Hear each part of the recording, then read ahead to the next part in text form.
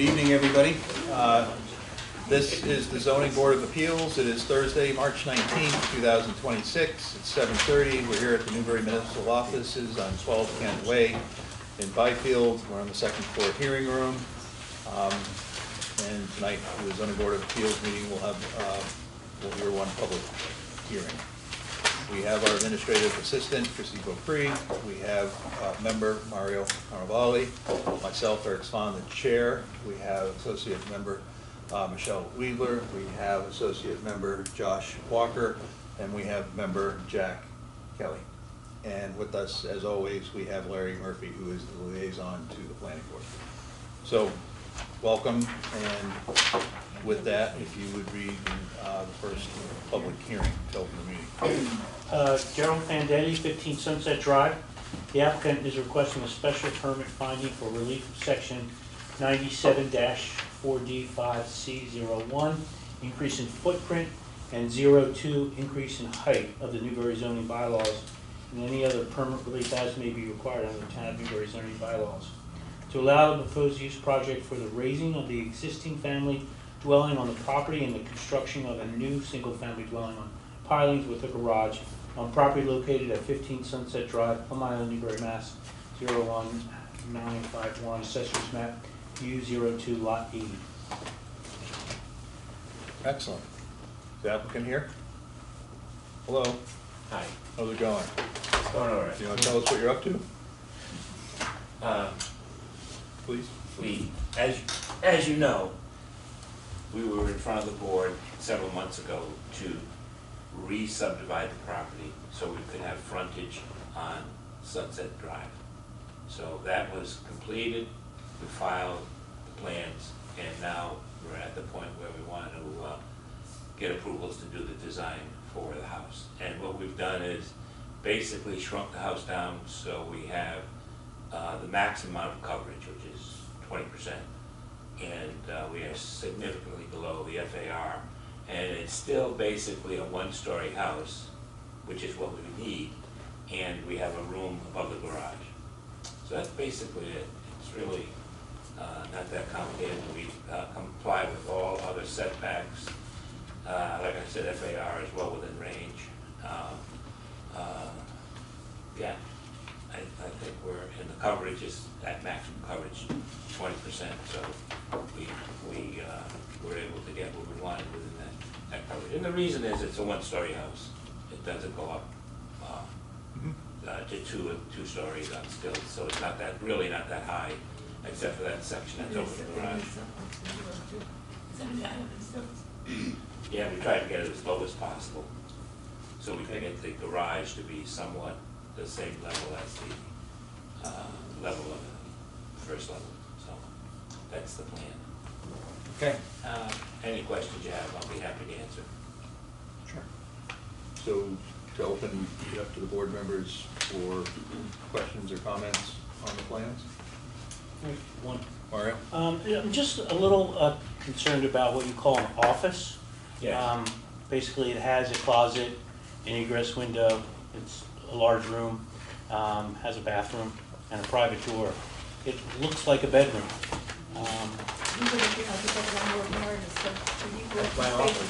I understand that, but I'm just saying you have 3 bedrooms right now, and that can be considered a bedroom based on the closet and the bathroom. According to the last one of my hearings here,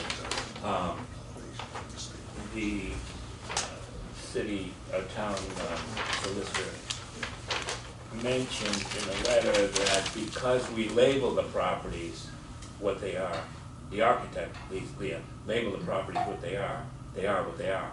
They're not bedrooms, they're what they are. Office space, there's a library, there's a studio, there's bath, it's a half bath, it's not a full bath. That is true, and we have had discussions about rooms that are labeled as other things but appear to be bedrooms, and part of the discussion and the give and take is that rooms like that don't have a door on it. And so in looking at that, looking at the plans, you don't have doors into your office. Is that true? The intention is to have sliders because of the accessibility issues. We're not dealing with, we've eliminated as many door swings as possible, so there would likely be a sliding door. If the bedrooms do have the graphic for the sliding door, but the office does not have the same graphic that's presented in the plan. Yeah, that's probably just because it's a schematic design and we really didn't get into that level of detail. We do like complete plans because in making approvals, we always say that if there are any changes, then it needs to come back before us. Sure, that makes sense. To try to make it easy for you and make it easy for us, we'd like to just understand the final and not kind of sort of. It needs to be, 99% baked. We're not here to give kind of sort of, we're here to review and grant what is in front of us so that everybody understands what's going on. Understood. So would it be, is what you're looking for is a door to the office on the, if you will, The office side. on the office side?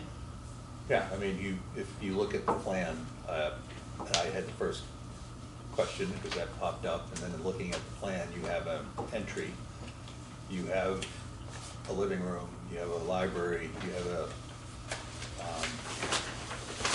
kitchen, and that is the public guest half bath that they would use if you had visitors over to the house. Yes, right. And that's the intention. So the door to the office would be on the office side and not on the outside Right. corridor side. Absolutely. So the bath isn't integral to the office, let's say. And the reason we didn't put the door off the hallway is because that's really not a hallway, it's a gallery space. We're trying to retain, because Charlotte is an artist, we're trying to retain as much of the wall space on the hallway as possible. And we do take people's word, and we do respect what you guys say, but we're also just trying to guard against somebody else's, you live in the house, you sell the house, somebody else comes in, they Oh, I totally get it. construed to something else, and all of a sudden they're using it for something that it wasn't intended, and it seems like we approved that, but that really wasn't the case. So Right. that's how I see it. No, that makes a lot of sense. Yes. So you have a recommendation for the door, or? Yeah, I would ask, and if we could put that in there and note that and bring that up as a part of the discussion later. You want to do? You want to do? That's saying though that usually we ask them to remove the door, Yeah. right? Or- Yeah, and what I'm saying is if there's a door on the office side and if the bath isn't within the bedroom and it's a public guest bath that people would use, then I see it differently, and there's not a shower in there. If there was a shower in there, I'd have much more concern. I actually have a question about the bedrooms, just the number overall. From the assessor's card here, it calls out the existing house has 1 bedroom. So it looks like you're showing 3 though bedrooms, if we don't talk about the office or the studio or the library. Which I think is 1 more than, right, where the zoning allows for 1 more than what's currently there, which would be 2. There's 2 bedrooms there.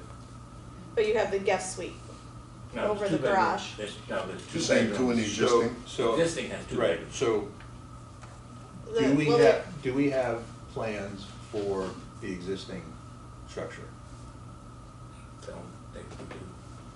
I'm just going off the Is the assessor's existing card. structure still there? That says 1 bedroom. Yeah, it's still there. Okay, so we have asked people to draw the existing to prove out what is there, because the challenge is that your assessor card says one bedroom, and you're saying the existing has 2, Yeah. and the bylaw says that you can get Right, 1 right. extra bedroom.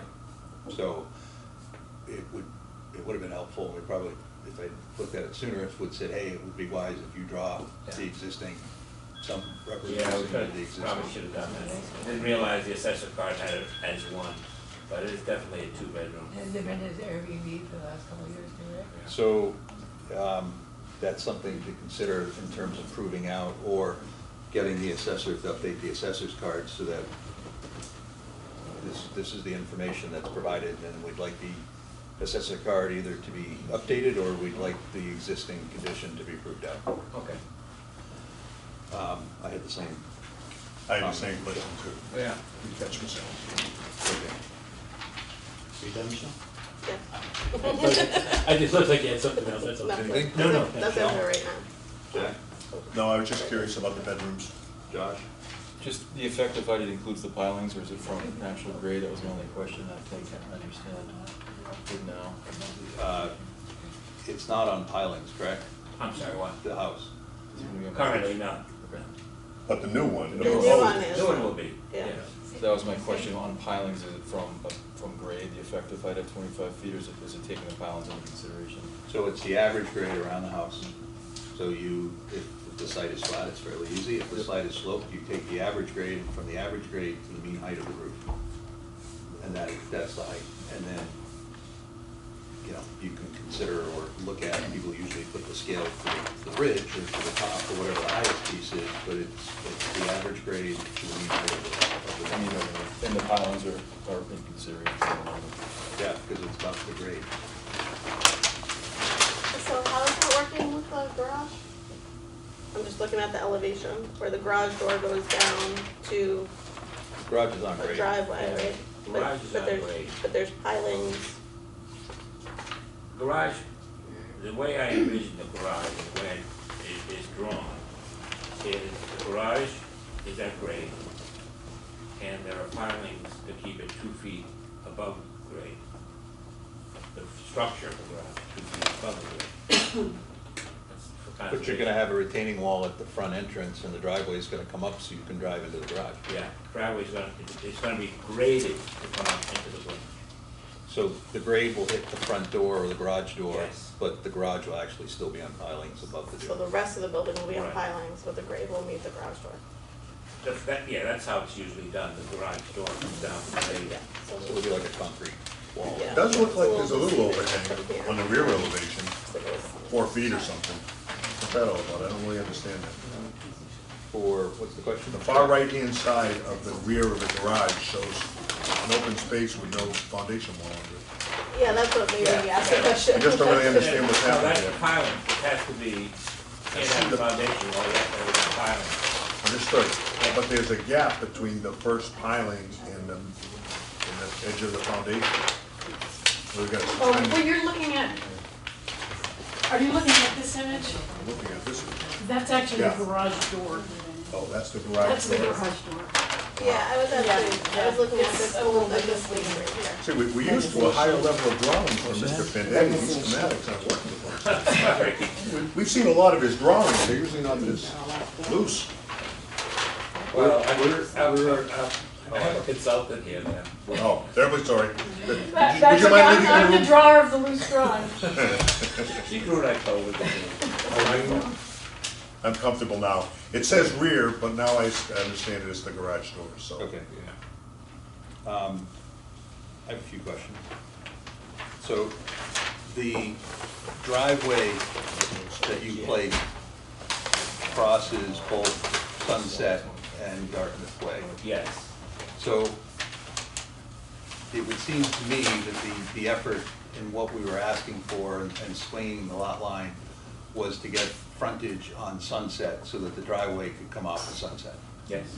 So to me, it would be better if the driveway was either all on Sunset or predominantly on Sunset, so that if for some reason the private way ever in the future became paved or improved, Yeah. you wouldn't have a driveway at the intersection of two Yeah. streets. Yeah. Can you swing the driveway a little bit? Yeah, you do that. Okay, I have it drawn here if you want to look at it later or something, but the driveway is a question that I have. And the reason I did that was because that's the way it already exists. I understand. Okay.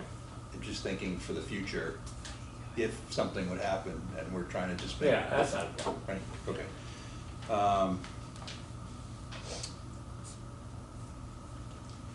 The assessor's card,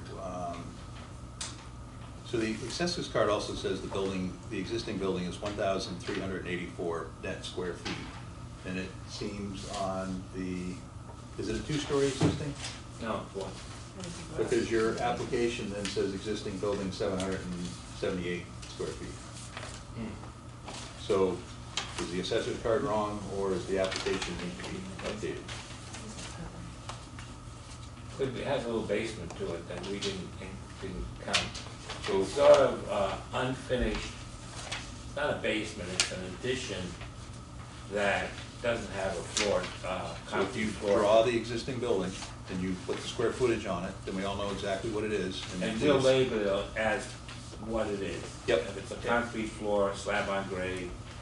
The dirt existing floor. drawings, drawn to scale, that Yeah. anyone can go see, will prove, and assessor's cards are sometimes not exact, not as exact. So we just need to get the information that you provided on the assessor's card and the information provided on the application to align. Yes. Okay. We talked about the driveway. The site plan, the drawing lists 6.4% for lot coverage, and the application is 5. And so there's a few things that I would just ask that the application and the drawings that are always presented need to match. And since the surveyor stamped his drawing, I'm assuming his calculation is more accurate than what was put on the application? Did you, have you met I did not Yeah.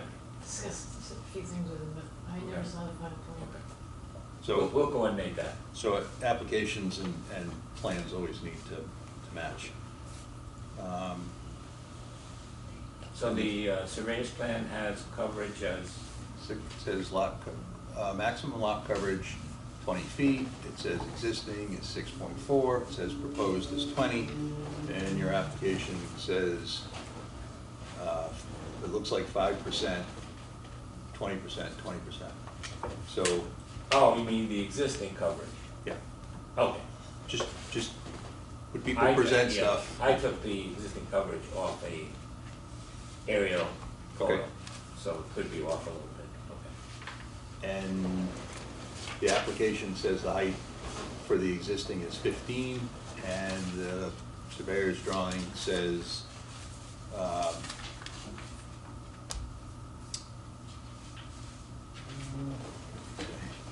he says 10.3 feet.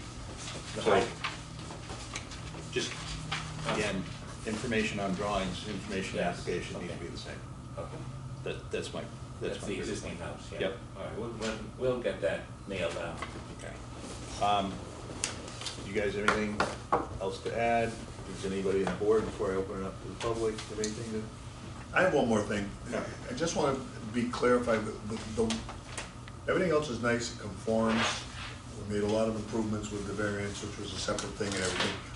How come we have the non-conforming 5-foot setback on the deck? Why did we do that?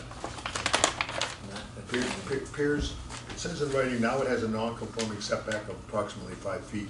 So I assumed this was from the proposed deck, and I scaled it out, and it was 5 feet. Is that, am I misreading something here?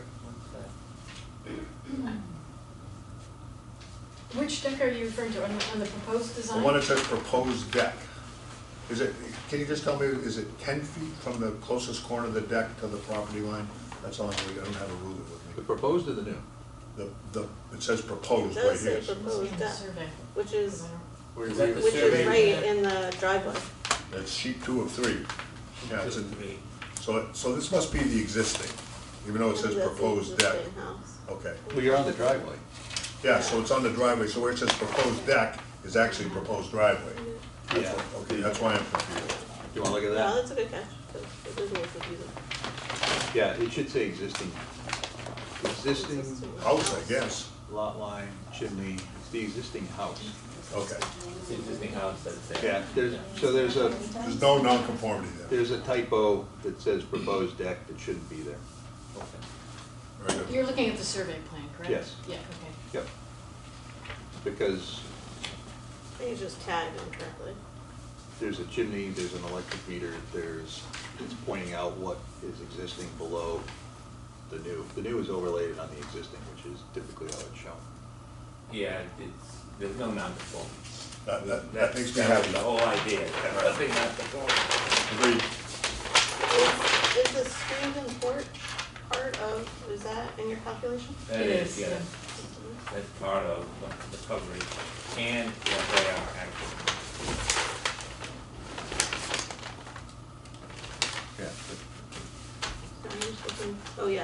decks, porches, sunrooms? Is that what it is?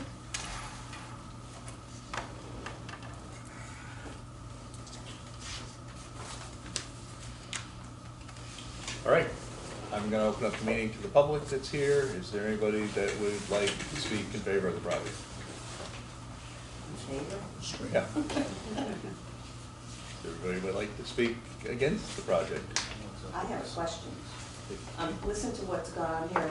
Could you just state your name I'm sorry, for the I'm record and your Margaret address? Thomas, I'm at 14 Columbia Way, and my property abuts the back of their property, or the side of Okay. it. And so my question is, we've talked about the house, I'm concerned about the environment around the house. So there's a dune in the back of it, there's, our properties are contiguous, and there is a post and rail fence between my property and their property. So I'm curious about, when do we talk about what fencing might be used, what's gonna happen to the dune, what's gonna happen to the trees, and what the driveway is gonna be composed of? I can tell you from the plan that's submitted that the back corner of the garage is 33.1 feet from the very back property line. If you'd like to come up, look at the And plan. that's not really my question, I don't have any question about that. Okay. It's what are they gonna, is the driveway gonna be a gravel driveway like most of us have to have? It's too quiet, so it's. Right, no, I understand, I just wanna make sure, there's a couple that aren't, and I wanted to make sure it wasn't going to. That's number one. That will all be discussed at the conservation hearing, that That's will be what I held don't next. understand, when do you talk about those things, and the type of fence that gets put up between the properties? Because that I have a concern about as well. Normally, when the projects run concurrently through zoning and conservation, so Okay. Jerry's gonna do a submittal next to conservation, Okay. and then we'll notify abutters about that, Okay. and then you'll be able to do all of those concerns with the conservation commission. Perfect, thank you. You're welcome. Yeah, the site context and materials that you're talking about are really not our purview. Perfect, yep, great, thank you. Is there somebody else? Yes. Yeah, I'm Paula Irving, I'm at 26 Columbia, right next to Margaret here. And I just had a question about the height. I'm surprised you didn't bring up the 44 feet there. And I'm just a little confused how you would determine that the mean elevation, if that's at 15.7, and then you're going up, like, why would they be granted above 35 feet? Why would that be? So, the peak of the garage at the highest point is, at the highest point of grade, is 25 feet tall.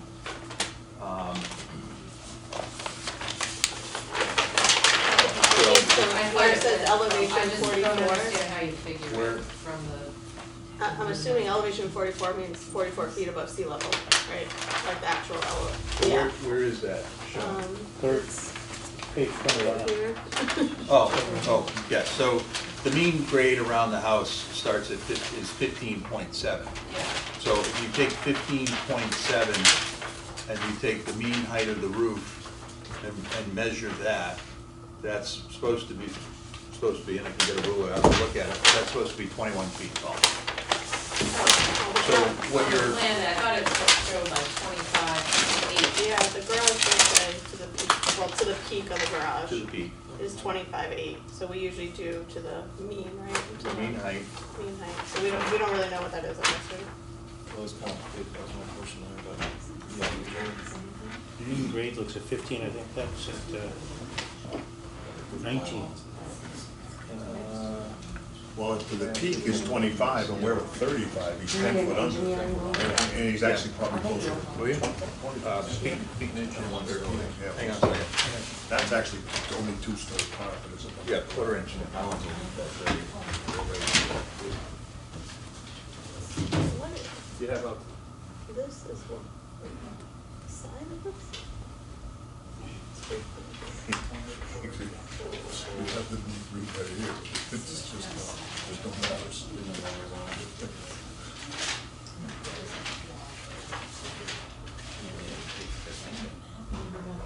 Oh, regular rulers.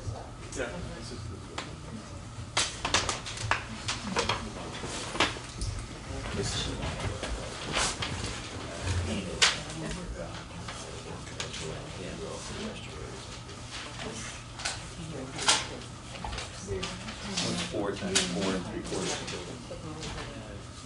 16 plus, hold on a minute, plus 3, 17 and a half?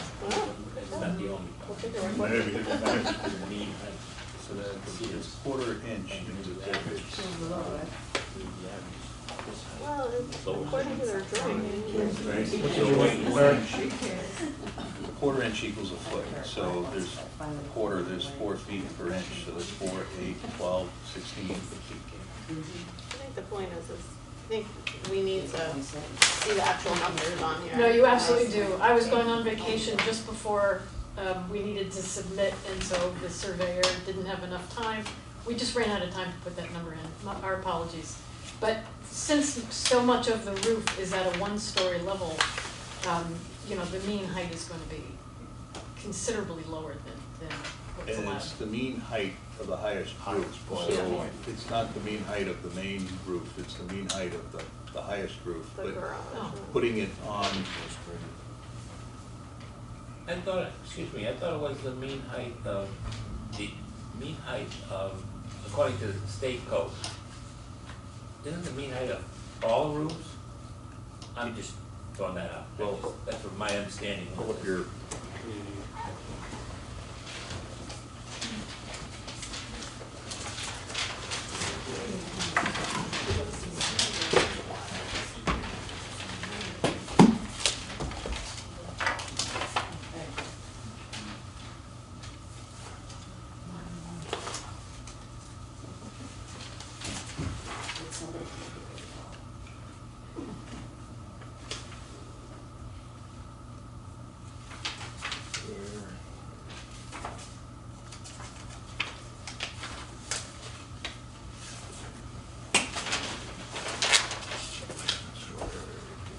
Highest roof. The definition that I looked up said Height it to the was highest to the point. main level is the highest point of the roof. E5 plus highest point. yeah, this is section 11, building height. The dimensions in feet as measured from the mean level of the established grade at the building to the mean height of the highest roof. Okay. Thank you.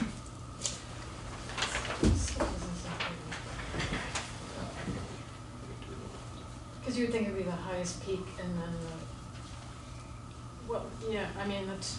Right, so roughly, real roughly, the maximum height is 35 feet, and it looks like you're at maybe around 30. Plus or minus. Okay.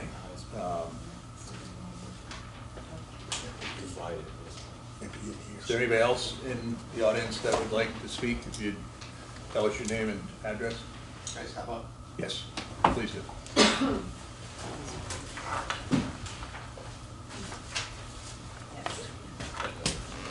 Thank you. Good evening. This might take a bit, so I apologize. I'm glad you guys have comfortable chairs. My name is Jay Martelli. I own property at 4 Bryn Mawr Way on Plum Island. I was born and raised in Plum Island, and I've remained around for the last 50 years.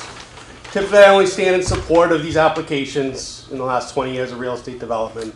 Tonight's the first time I stand in strong opposition. I want to be direct with you about why I'm here and what I'm going to do tonight. I'm going to read into the record a detailed written opposition to this special permit application. It's substantial. I won't apologize for its length because every page of it exists for one reason: to give this board sufficient, documented, and legally irrefutable grounds to deny this permit. I ask for your patience and I ask you to listen carefully, not as a courtesy to me, but because what I'm going to present goes directly to this board's legal authority to act tonight. Some of what I raise is not merely a reason to deny, it is a reason to question whether this board can lawfully approve this application at all. At the conclusion, I'll submit a copy of my opposition to the board for inclusion in the record. I want to be clear about who I am and why I'm here. I'm not here as someone who objects to his neighbors improving their home. I've watched this island change for 5 decades. I have seen families build, restore, and care for properties here. In 2007, our property suffered a catastrophic and total loss fire that required a complete rebuild of our property. When we rebuilt it, yes, we could have expanded and redeveloped the entire property into a dream Plum Island mansion. We didn't. We kept with the modest Plum Island landscape and reconstruct a comfortable home that fits within the island setting, just as many of my neighbors have done. What is before this board tonight is not a family improving their home what is before this board tonight is a professionally designed, multi-year, multi-phase development scheme engineered by a credentialed architect and commercial developer who has built boutique hotels across Massachusetts and Rhode Island, who has attempted to build a 52-room waterfront hotel in Providence and was stopped by coastal authorities, and who purchased these two properties on Plum Island, knowing every constraint that the Plum Island Overlay District imposes, and then set about a deliberate step-by-step plan to engineer around those constraints. This is not a hardship, that is strategy, and Massachusetts zoning laws don't reward it.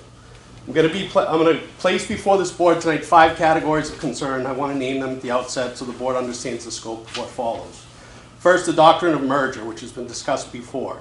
Under Massachusetts law, when 2 adjacent non-conforming lots come under common control, they merge into a single lot by operation of law. I will present evidence and legal authority that these two lots, 11 Sunset and 15 Sunset, merged the moment this applicant took common control of both through the trust he controls. If they merged, then the 2024 vote by this board to adjust the lot lines between them was an act taken without jurisdiction. You cannot adjust the boundary lines between 2 lots that the law already considers to be 1 lot. That vote may have been, as a matter of law, ultra-virus and void from the beginning. And if it was void, then the lot on which the special permit application is premised does not legally exist as a separate parcel tonight. I would further question that these parcels, in fact, had merged decades ago. Second, the detrimentality standard. This board is required by statute to affirmatively find, based on substantial evidence, that this project will not be substantially more detrimental to the neighborhood than the existing use.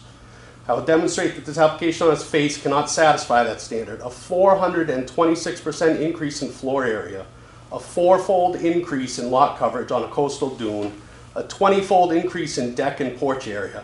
No evidence-based detrimentality analysis has been submitted. The burden is on the applicant, not on us. Third, the feasibility failures. This application contains no fire suppression plan, no water supply analysis, no emergency vehicle access documentation, no stormwater management plan, and no flood zone compliance analysis. For full demolition and new construction of over 4,000 square feet on a constrained coastal lot with 20 feet of frontage, a board cannot find that a project is not more detrimental when it has not been shown that the project can safely be built, served by utilities, and safely occupied. Fourth, the bait and switch. This board granted the 24 variance based on a proposal for a 3,462 square foot structure. This application before you tonight is for 4,998 square feet, 636 feet larger. The library studio that raised questions in 24 at 525 square feet has grown to 768 square feet. The board has never shown the full scope of what would follow from the lot line change it approved. That escalation, that pattern of incremental disclosure itself is grounds for this board's heightened skepticism tonight. Fifth, the precedent. Every decision this board makes becomes a template for the next application. If this board approves this permit tonight, it will have told every property owner in Plum Island that the path to replacing a modest cottage with a 4,000 square foot luxury structure runs through the ZBA. Acquire two adjacent lots through trust, adjust the lot lines, build the largest structure that technically fits the dimensional envelope. The Plum Island Overlay District will become a ceiling to build to, not a protection to honor. That is a consequence this board has the power to prevent. What follows by formal written opposition, which I may ask to be entered into the record in its entirety, it includes specific citations to Massachusetts statutes and case law. I'm not here to be difficult, I'm here because this community deserves a board that applies its bylaws as written, and because the people of Newbury enacted the Plum Island Overlay District for exactly this situation. I'm prepared to take whatever steps the law allows to protect the integrity of those bylaws, including judicial review if necessary, but I would rather not. I would rather this board make the right decision tonight on the record and let this community zoning framework do the job it was designed to do. I submit this letter on behalf as formal written opposition to the special permit filed by Gerald Fandini on behalf of the Red Wing Trust for this property at 15 Sunset Drive. This letter supersedes and incorporates by reference my prior correspondence of November 24 and all prior letters submitted today and should be entered in the record in the proceeding in its entirety. The application in front of you is not what it appears to be. The board is not reviewing a homeowner seeking to modestly improve a family cottage. It is reviewing a professionally engineered multi-year development scheme by a credentialed architect, serial commercial developer, who has designed and built boutique hotels, urban infill projects, and luxury hospitality venues across Massachusetts and Rhode Island. Every step of this application, from the trust structure to the lot manipulation to the design of the so-called library studio, bears the hallmarks of professional real estate strategy. Beyond its deficiencies, this application is also demonstrably incomplete. It lacks utility plans, fire protection analysis, stormwater engineering, and life safety documentation that any responsible regulatory board must require before approving new construction of this scale on a fragile barrier island. I respectfully submit the following substantive and procedural objections and requests. The threshold legal standard governing this application is not a balancing test or a matter of discretion. Under Mass General laws and the PIOD, the board must affirmatively find, based on substantial evidence in the record, that the proposed alteration or reconstruction will not be substantially more detrimental to the neighborhood than the existing non-conforming use. If that finding cannot be made, the application must be denied. There is no legal pathway for approval. The objective evidence before this board makes that finding possible. Floor area increased from 778 square feet to 4,098 square feet, a 426% increase. Lot coverage increases from approximately 4.5% to 20%, a quadrupling of impervious surface on a coastal dune lot from approximately 800 square feet to 3,500 square feet. Deck and porch area increases from 42 square feet to 856 square feet, a 20-fold increase. A new 561 square foot attached garage is proposed where none currently exists. The structure will be elevated on pilings, substantially increasing its visual mass and built presence relative to the existing cottage. No stormwater management plan, no fire protection plan, no water supply analysis, no utility plan, no life safety access documentation has been submitted. The application is facially incomplete. The burden of demonstrating compliance with the not more detrimental standard rests on the applicant, not on objectors. In Bjork versus Norwell, the Supreme Judicial Court held that even where a proposed structure meets all setback requirements, a board may deny a permit where a massive increase in scale is inconsistent with neighborhood character and the protective purpose of the bylaw. In Gale versus Gloucester, the appeals court required a specific finding on whether the alteration intensifies existing nonconformities. The courts confirmed that intensity of use increase alone is disqualifying. The scale and the real-world impact must be assessed, and that lawful changes can still be denied in sensitive coastal areas. Both 11 Sunset Drive, owned by Blackbird Trust, and 15 Sunset Drive, Red Wing Trust, are held by trusts sharing the same trustees, Fandetti and Forsyth, and the same address, 42 Fordham Way of Newbury. Under the doctrine of merger as articulated by DeCicco, once adjacent non-conforming lots come under common control, not merely common nominal title, they merge for zoning purposes. Courts look past nominal title to the reality of actual control.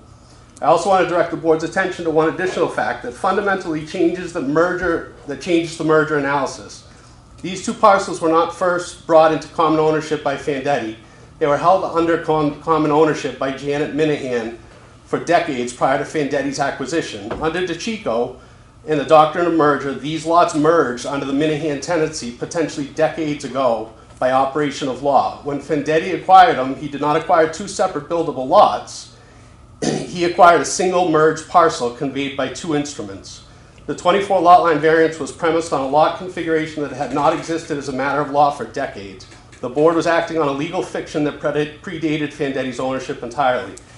If these lots were legally merged at the time of the 24 variance proceeding or before, then the 24 variance was granted based on legal fiction. But unmerging them, the applicants did not reduce the nonconformity, they increased it. The total nonconformity across both parcels is now greater than before the lot line redrawing. Pursuant to McGibbon versus Duxbury, the SJC has made clear that zoning relief must align with the purpose and intent of the applicable bylaw. Relief engineered through a deliberate trust structure designed to defeat merger analysis is precisely what McGibbon forbids. I respectfully request that this board stay all proceedings on this special permit application and direct town council to issue a written opinion on whether the lot at 11 and 15 Sunset Drive were legally merged prior to the 24 variance proceeding, and if so, what the legal effect on the validity of both the 25 variance and this special permit application are. The board should not take any action until that opinion is received. The applicants split this development into two phases to conceal its true scale. In phase 1, 20 and 24, they sought a lot line variance disclosing a 3,462 square foot proposed structure. In phase 2, which we're in, with the variance in hand, they now seek a special permit for a 4,098 square foot structure, 636 square feet larger than disclosed. The library studio has grown from 525 to 768 square feet. The FAR has grown from 14.6 to approximately 20. In 2024, this board granted the lot line variance without ever seeing the full scope of the project that would follow. This constitutes a material omission and bait and switch that this board should explicitly address on the record. The 26 application is substantially more intensive than what was disclosed during the variance proceeding, justifying a complete reopening of the underlying variance inquiry.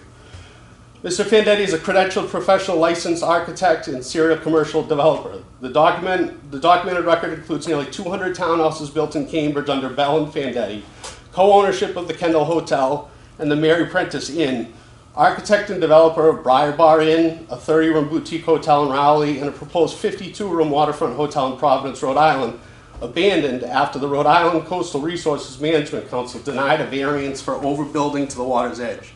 A coastal regulatory authority has already found his development ambitions incompatible with coastal protections. Under Adams v. Broley and Warren v. Amherst, a property owner is not entitled to zoning relief from a hardship they deliberately created. The applicants purchased both lots knowing every PIOD constraint. A professional architect who engineers a multi-phase regulatory strategy cannot claim innocent hardship. The board should give this argument its full legal weight. This is perhaps the most concrete and immediately actionable basis for either denial or continuance before the board tonight. The application contains no information whatsoever regarding fire suppression, emergency vehicle access, water supply, or stormwater infrastructure on a severely constrained coastal lot with limited frontage. So you've repeated yourself several times. I think So this is public comment still, correct? It is. Is there a time limit on it? Yes. You disclosed that at the beginning? I'm telling you that you're repeating yourself, and we've heard it, and we've heard it again and again. And if you would just make concise arguments, we'd appreciate that. That's all. And I have a chance to speak, correct? Yeah, just don't repeat yourself over and over again, please. If I can keep reading, I'll continue it. I will tell you if you keep repeating yourself and to try to move it along, please. Under the Massachusetts State Building Code, incorporating the International Residential Code, all new 1- and 2-family dwellings require an automatic fire sprinkler system. This is not a renovation of an existing structure, it's a full demolition. We appreciate that, and I'd like you to understand that there is a COMCOM commission in town that will deal with the site and the environmental issues.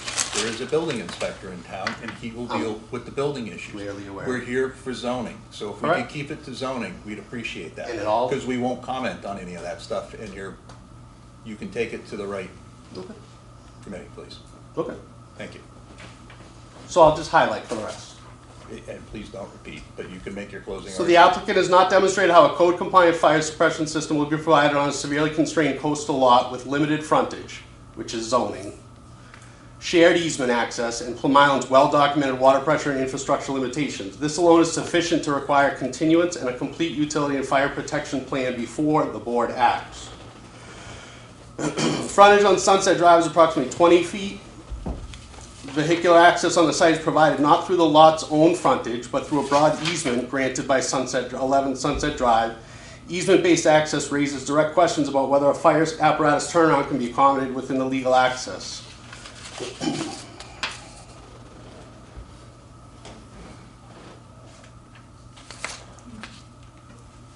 If it would please you, I will conclude my request if everyone can review what is submitted. We will review, you had a lot in there. The property was presented to us, and it immediately went to legal counsel for the town's legal counsel opinion on the pathway for the property to be divided or the property line to be changed. We went through several meetings of this. We made the applicant prove out the size of lots within the neighborhood from the smallest to the largest. I was involved, I'm aware. We challenged that in terms of making 2 lots that were more equal and not 1 lot that favored the other. That made them more non-conforming. It didn't make them more non-conforming. It took the conformity and it shifted it, and in the opinion of the board, it didn't make it any more or less detrimental because the size of the lots were relatively equal to each other, and the size of the lots were in keeping with the lots within the neighborhood. So what was legal counsel, town's legal counsel's opinion on the doctrine? That it was in the path, that there was a pathway that, yes, the lot line could be revised, and that the 2 entities You know, you can have an owner own 2 adjacent properties with 2 different dwellings on them and have them separated. What you have when you have other parcels that are non-conforming that you can't build on, and then the other owner owns them, and they take the advantage of using that square footage and using that frontage in order to make their lot more conforming, then yes, the lots are joined because you're taking advantage and using the metrics, dimensional metrics of that. So if you wanted to have a lot and claim area and frontage on it and then try to separate it, then you can't do that because you already built on it. And I would say that if you challenge this too much and it becomes one lot, then you'll really see a large development on this lot. Understood. Right? It's a risk we take. Yeah, it is a risk you take. So the lot's already divided, we already went through that, you had your chance to appeal that at that time. That is what is in front of us. And the premise for that is that we didn't ask to see a house because we weren't approving any kind of plans for either site. We were approving a lot that had a size and a frontage and an area, and then with that are the same rights that everybody else has, the same rights that you have for your piece of property. And if your piece of property is smaller or your piece of property is larger, then the dimensional requirements afforded to the applicant and the dimensional requirements that are afforded to you are what we're assessing and we're reviewing to make sure they're within keeping of the dimensional requirements that are set within the bylaws. Mm-hmm. So, you know, you went through a lot of things. You covered a lot of ground of COMCOM, which isn't our purview, the building inspector, which isn't our purview. You went back on the decision that's already been made in terms of the lot line. We took great effort to make the lots more equal so that the development on each lot, one wasn't overshadowing the other. And so we've already covered that ground. Understood, and So- this is public comment that the public has a chance to voice their, can I speak? Yeah, and you've spoken and I'm giving you the rebuttal and the reply. You can And continue. now I'm asking. Go ahead. So what we're asking as the public, with everyone here in opposition and no one here in support, is for us to voice our concerns with this so the board can make a decision that this is more detrimental to the neighborhood. The only way we can prove that is to have the full scope. You guys don't even have a complete application. They said that they were unprepared to show up here tonight, and you're prepared to act on an incomplete application and not consider what new developments. You're putting words in our mouth. I don't think we said we were prepared or unprepared to act. I think we are going through the process of the hearing as we speak. No one said we were acting. No one said we weren't acting. Well, you have to take an act tonight. Maybe, maybe not. You have to take a continuance, a denial, or an approval. That's an act, correct? Yeah. So you're acting. Yeah, but we're in the process of it. I agree, and I was trying to be in the process of advocating why I'm not in support of this and and to be able to give the board legal authority to deny it. Yes, I appreciate that, and as we go through that, we can open it to the discussion of the board, but I'm taking the lead here in talking about and basically rebutting some of the things that you have said. And, you know, the applicant may be a great developer, the applicant may be a terrible developer, but the other past developments aren't in consideration here. We don't have design purview. I'm not asking you to take that into consideration. That's Yeah, part of use my it as presentation to Yeah, I you. know, but, okay, so I'm just gonna say we're gonna omit that for the record. I'm not sure how this is helping formulate your decision. Because you made a lot of, I'm telling you how I feel about what you presented to me, and I'm Yeah, I agree, and you checking don't off approve the it, boxes. and you don't I appreciate it. Yeah, well, I don't agree with a fair amount of it, let's say. I do And that's fine. appreciate you thoroughly putting this together and putting it in writing, and we can discuss how to take action on this as a board. And I would appreciate that. Okay, so are you done? I don't believe I have any more of a forum left. Okay. Is anybody in the crowd together or joined in this argument or this presentation of what he said? Argument?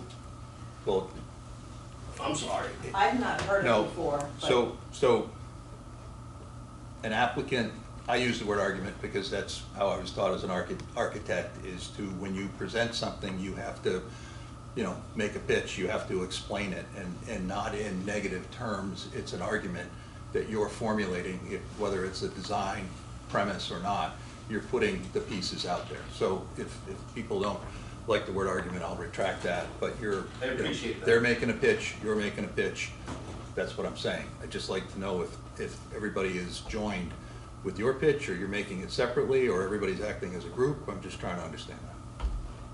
I've known this group for 50 years that I grew up with. Okay. I have not spoken with them in Okay, years.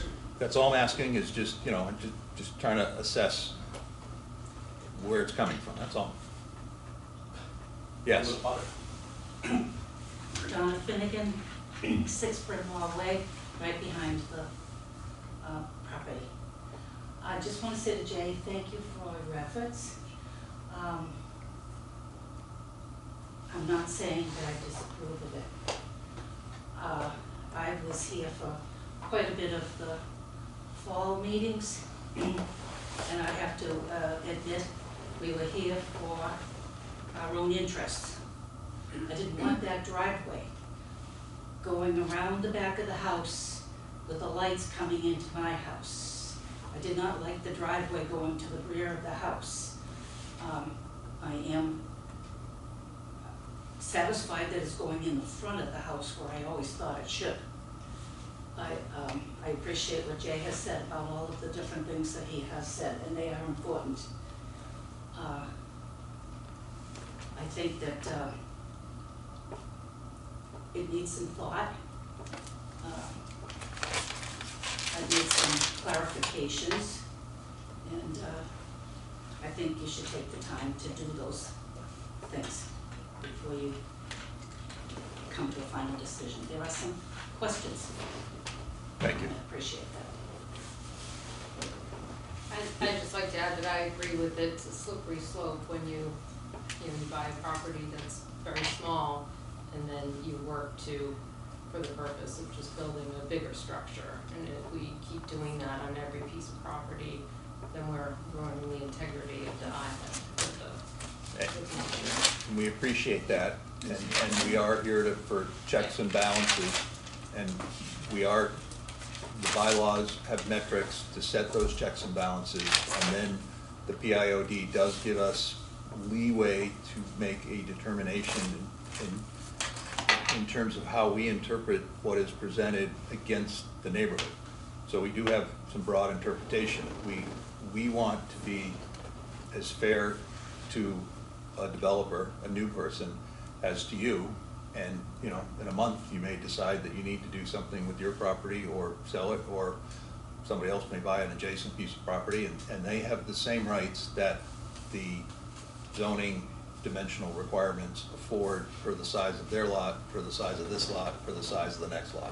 Right. So, And special permitting. and we're glad brings that it to everybody's here another talking level. about it, because that's what makes Newbury great, and resident input is what we like. We don't particularly like to have hearings in a vacuum where there's just one person presenting, so we appreciate your arguments and the ability to sit down and think about this, and how you're helping everybody and residents. But we'd like to make sure that everybody understands that we're all trying to do what is equal for somebody is equal for somebody else, right? And we're, if things are conforming, it's the question of whether they're exacerbating existing nonconformities and trying to cross a line, or are they reducing nonconformities and making improvements, and are they within keeping of the bounds of what the property size allows? Or are they more detrimental? Yes, and it's Which this project is detrimental. true, but everybody has the right True, to thank build you. on their property. And again, the act of detrimental comes in the idea of what is in the surrounding neighborhood, and whether the proposed plan meets the requirements of the dimensional requirements in the zoning bylaw. So, And it's not just the dimensional requirements, it's also so Jay brought up a point that I just haven't heard you repeat to say that he's gotten it wrong. The number of rooms, the space that's gone from a 3,500 square foot house now to a 4,000 square foot house. The ADU. There's a huge difference in that, and so I do agree with him when I was here the last time, 3,500 floored me, going to 4,000, it's absolutely ridiculous. So that's handled by this committee though, right? Yes, size Okay. and shape Yeah. and the positioning and the location on the piece of property is Right. what the zoning regulations that we govern have. Again, the presence of what was originally submitted made this lot even bigger, or was proposed to be bigger, which would have technically allowed a larger structure on this piece of property previously. And the ZBA worked hard to sort of figure this out, to get frontage appropriately on Sunset Drive, and to make the lots more equal in square footage, so that an equal the new house, if proposed on both lots, would be more equal in size. But that doesn't answer, what you're telling me is, this lot was, they originally came in and asked for this big of a lot, they got this big of a lot, but then they had this big of a house on the first lot, now they have this big of a house. So Yes. there's something wrong with that. No, if I could address that for a minute, because that was, I think the neighbor made some good points, but technically, I don't think the board ever really accepted or evaluated the first set of plans. We couldn't, they weren't even on the same lot. He did submit one, perhaps for informational purposes, but we never went over them, checked dimensions, did any of the things we're doing. We're doing that now with the first time. I think the board was pretty clear that whether you agree with it or not, the two things, the variance and the subdivision, was completely separate. Once that was done, then the applicant had an opportunity to come up with a new set of plans, which he did. So that's what we're talking about now. So it wasn't as much of a bait and switch as it appears. I'm not talking about a bait and switch, I'm not talking about just reasonableness of the idea of giving you a smaller lot but you're building a bigger house on it. It just doesn't seem to make sense, common sense. It's not the case. It is the case. It's a perception of scale of what was and what is proposed. Mhm. And so most everybody, not everybody, but most everybody in Plum Island, the lot size and the frontage are the two pre-existing non-conforming issues that are not gonna change on a piece of property. So the next one is lot coverage. You're limited to 20% coverage of area of man-made on top of that lot. If this house is 20%, it is at the maximum, but it is still at the allowable 20%. The next is the FAR, which takes the floor area, and when you have 2 stories, obviously you're counting both stories, but that's at 25%. And if this house is at 25% or less, then it's not over its allotted size. And then the height is 35 feet to the mean height of the highest roof. And if it's proven to be that or less, again, that is not an exasperation of a nonconformity. And if they're actually down at 28 feet, then they've given up some height that they possibly could do in a structure, because they're not at 35 feet. Then the bedrooms are a check, the setbacks are a check, and if the setbacks for a building are 20 feet on the front and they're at 60 feet, and the building on the side is 10 feet, this is at 10.5, and on the opposite side, it's 10 feet and they're at 20.2 feet, and then at the rear, it's 10 feet and they're at 33.1. This size house in the shape that it's being presented is meeting those, are checking those boxes. Can I make a clarification on it? The bedrooms are not in check whatsoever, and you already acknowledged that. We have a question about that. Correct. For sure. And we've stated about existing drawings, and we've stated what's on the assessor's card, and we have found that the assessor's card are not, sometimes not as accurate as. So I just wanted to correct what you stated on it. Okay, so, yeah, I hadn't gotten down to my bedrooms yet. So, that's what we're doing, is we're looking at this, and we're checking the boxes of the criteria, and we're now at the point of reviewing the application and reviewing the drawing. So, I think we can try to work to sum this up before we stand, before. I have a question. Yep. It just occurred to me as you're talking about the extra height and everything else in this room over the garage. My question is, who's gonna live at this house? So- The Indezzi's have 3 other houses on the island. We, Who's gonna live there? we appreciate when people make a personal pitch for their property or their forever home or their whatever. But at the end of the day, that's really not something that we take into consideration because it's a structure on a piece of property that could be built and sold tomorrow. Just as anybody could sell their house tomorrow for any number of reasons that they may need to.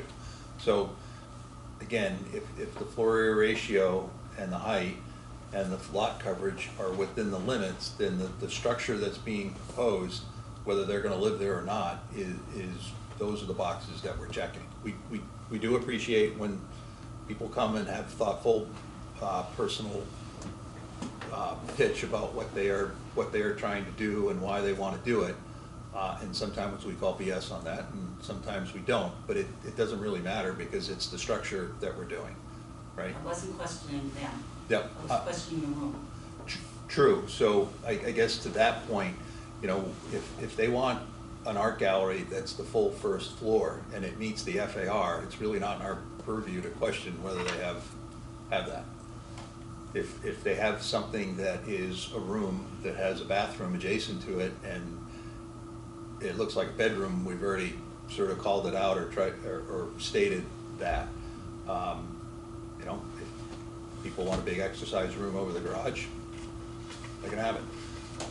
Just let it. I understand, and we do try hard, especially with structures on Plum Island that people say they're gonna live in, and it looks like a glorious rental unit, that we do have some heartburn, but we also have some limits in terms of, we don't have a design purview. We like buildings to fit in, we like buildings that will improve the value of that property and improve the value of the neighborhood at the same time.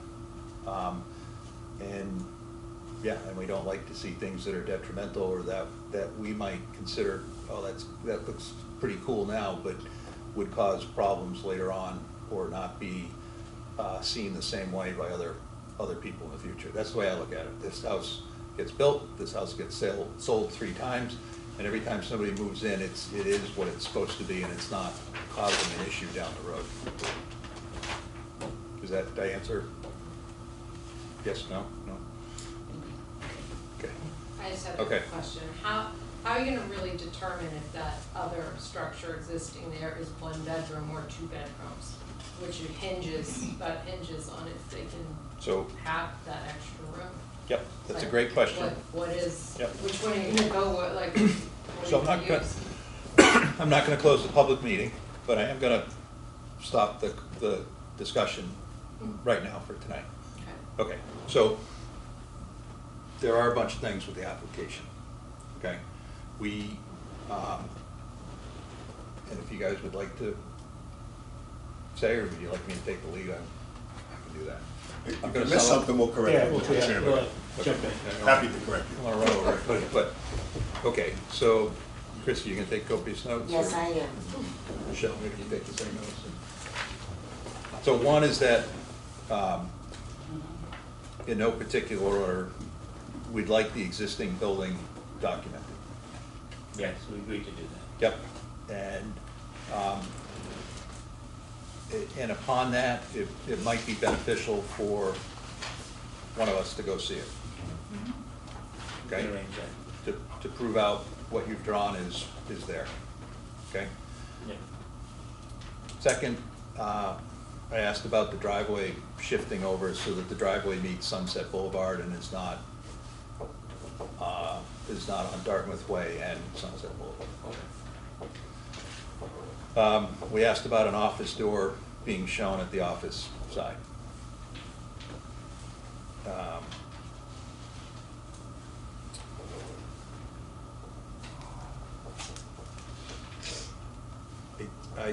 I will ask town council to resend the memo on the lot division so we have it, right? I have it. Do you want the door on the bathroom to make it more like an office, or on the outside to make it more like a bedroom? Can't Feels It's like like we to want, look like a bedroom. feels like we No, want no it's not. door. Yeah, actually, yeah. We want no door. you could have a door to an office to some, Or take the closet out because the closet is considered part of the bedroom. it's also the coat closet for the house. It's the front coat closet, it's the front. But that's The the front front. It's not the front outer- door. That's what makes it. But if the door is, Oh, if the door's on the opposite side, you have to leave the room in order to get to the bathroom, and you're out in the corridor. So, okay, hold that, We can, hold yeah, that we one. can discuss that. So I'll ask town council, I'll also ask that we have the presentation you did about the neighborhood and the size of the houses. You did Yes. a study that Yes. showed here are the Yes. largest, here are Yes. the smallest, and Yes. you color coded it, and Yeah. it gives everybody an Yeah. understanding of what the neighborhood, if we want to talk about the neighborhood Yeah. and where we're going with that, then everybody can have something in which to base everybody's discussion on. I think that's important because it's a close-packed neighborhood. Was it 300 feet? Is that what we asked for? Is that the number? Was it was the definition of neighborhood, what it was, and I used the assessor's maps to define the neighborhood. Okay, so, as I recall, it went past, was it I don't remember the street where, names. where the Sunset Club is now? It went past that, going in that direction, because that was just how the maps Wasn't a were radius? drawn. That It's just that that- was the only way to define a neighborhood. Well, we've asked it before. It's not an uncommon question. What's our definition? I thought it was 300 feet. I could be mistaken. 300 feet is what's required by zoning, okay, neighborhood. Our determination of the neighborhood on Plum Island is what we determine it to be. The document I'm asking for is already made. It was already submitted to us. I'm not And we're asking- accepting it? Okay. I'm not asking for anything new, I'd just like it to be reinstated as part of this, so that we can look at it again. I'd like you to double check the application and make sure that any information on your drawing and your application match, so that we don't have any confusion there. Okay. And the existing structure will be labeled and will be measured, right? And then if you would look at the assessor's card and the existing, and you would point out any inconsistencies, then we all can understand what's an inconsistency on the assessor's card, or what's on the assessor's card that doesn't make sense on the existing. FYI, the surveyor, I'm remembering the conversation, the surveyor's number is the 750 number. So I think it's the assessor, and I had a discussion with him, I think he believes the assessor's page is incorrect, but we will demonstrate that. Right, we gotta prove it out somehow. Yep. Somebody's gotta prove it out. Yeah. There we go.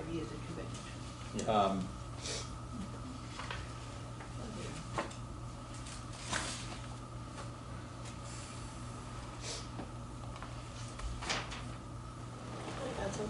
Or you just- I'm just checking. The assessor's card matching the, plan, so it can be assessor's card. Yes. Better than this. Yeah, that's what I just, I'm sorry, guys.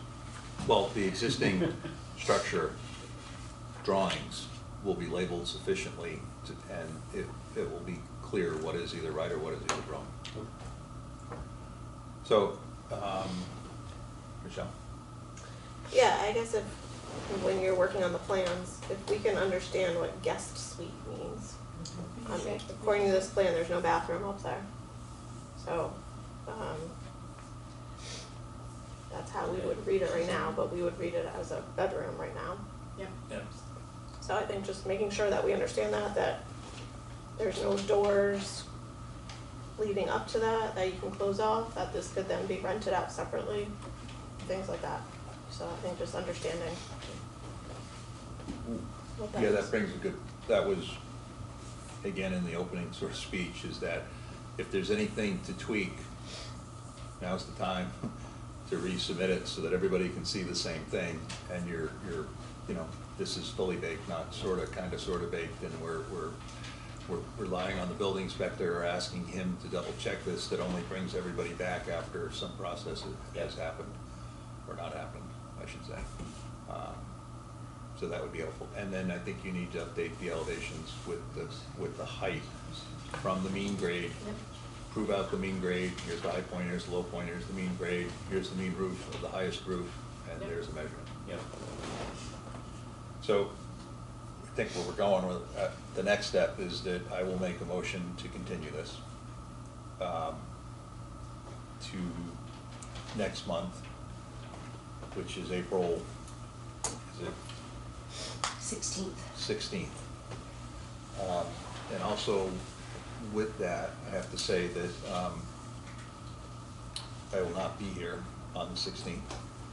So that Mario, Jack, and we would go in order that Michelle would be voting members at that hearing, whatever happens at that hearing. But I will not be here. So with that, I would ask that you get the drawing done, please, in a timely manner. The drawing can go to Chrissy. Anybody that wants the drawing, she can send it back out to the neighbors to see that. And that, I'd ask one of the board members to walk the property, just to look at the plan and see what you drew, and someone can say we understand it. We do take your word, and we know you're honest, but I think in this case, it behooves us to understand what's existing, because we have questions, and we'd like to make sure what you drew and what is there is there. How do we initiate or coordinate? Hmm? Is there a date that you can make something happen, so Chris, you're confused with this? I'm willing to change the date.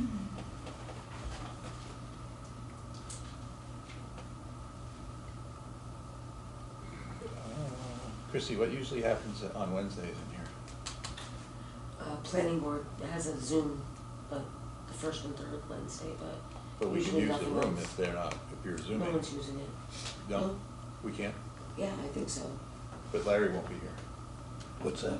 If, okay, so Mario had asked if there's any way that we might move our third Thursday of the month a day, so that I could be here at the next meeting. Yeah, I wouldn't be able to attend the Okay. planning board meeting, but Do you have any comments on the proceedings tonight, or anything that was no. said? Okay.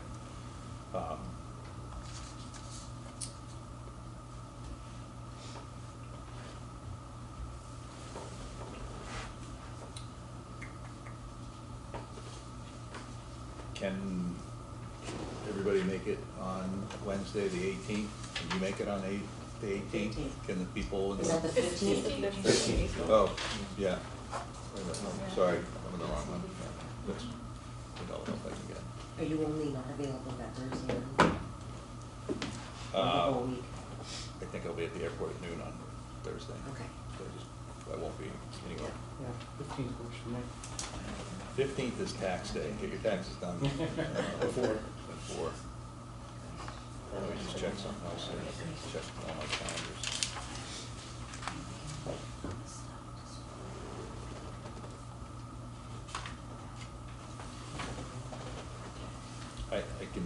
I can do Wednesday. So can everybody here do Wednesday? 15th works. Yes. Can you do Wednesday? Yes.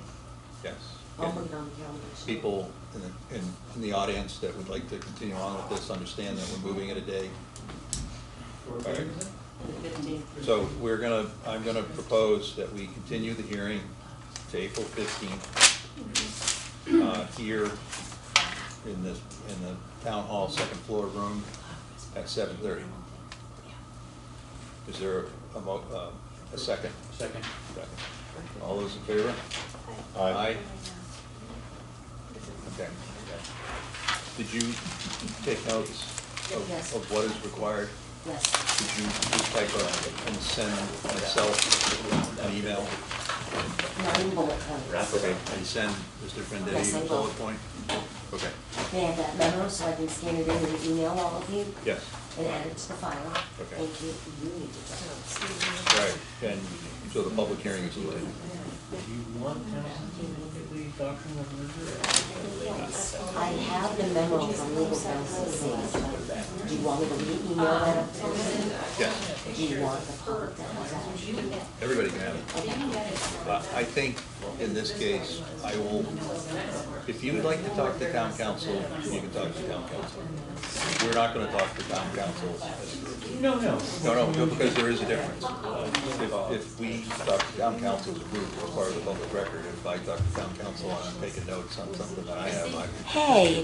For me, okay? Yes. So, I need Jay's Will we be email. forwarding I know he left the shortly. the He neighbor's just left, letter to but the town I council? wanna send him, I have that letter from Somebody town read it. council. I can email it out Before we handle on, that, on town council. yeah, I will probably take it upon. Path forward, how to move forward, I have that, so I need his email address, but, Yeah, we like lots of over exercises. I'll get it. And I can Okay. email all of you. So we're So will you send me? continued in, we're Yes. gonna close the meeting. Okay, hold on. I know I have all your emails. Get on camera. I was here a year and a half ago. I know I have all your emails. No, I'm sure you did. So I will send it out. I have a list from my old notes. You good, Chrissy? You're all set? Yeah. Okay, so we'll do a motion to close the meeting. Close the meeting. Second. Okay, all those favors? Aye. Aye.